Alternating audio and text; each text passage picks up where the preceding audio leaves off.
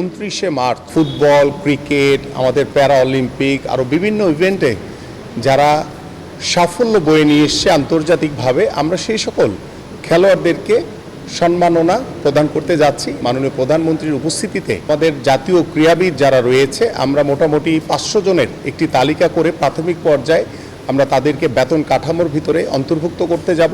21, 22, 23, 24 এবং 25 এই 5টি বছরের যারা জাতীয় পুরস্কার প্রাপ্ত হবেন তাদেরকে আমরা আনুষ্ঠানিকভাবে আশা করছি জুন কিংবা জুলাইয়ের ভিতরে আমরা আমাদের মাননীয় প্রধানমন্ত্রীর উপস্থিতিতে আমরা তাদেরকে সেই জাতীয় পুরস্কার প্রদান করতে চাই।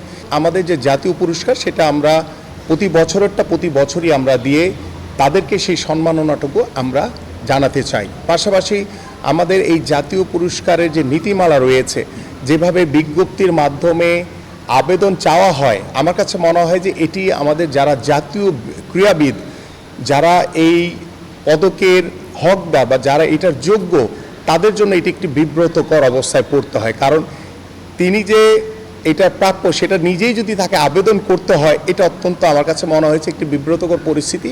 তো আমরা এটিকে চেঞ্জ করে আমি ইতিমধ্যে আমাদের যিনি সংশ্লিষ্ট কর্মকর্তা যারা রয়েছেন তাদেরকে নির্দেশনা দিয়েছি যে আমরা এই ক্রীড়া নীতিমালা আমরা কিছু পরিবর্তন করি এবং জাতীয় ক্রীড়া পুরস্কারের যে নীতিমালা রয়েছে সেখানে পরিবর্তন এনে আমরা একটি কমিটি করে দিয়ে, যেটি সর্বজন স্বীকৃত একটি জাতীয় কমিটি হবে, যারা প্রতি বছর কারা এই বছরের সবচেয়ে যোগ্য, যারা জাতীয় পুরস্কার প্রাপ্য সে মানুষগুলোকে বাছাই করে আমরা সঠিকভাবে তাদেরকে মূল্যায়ন করতে চাই।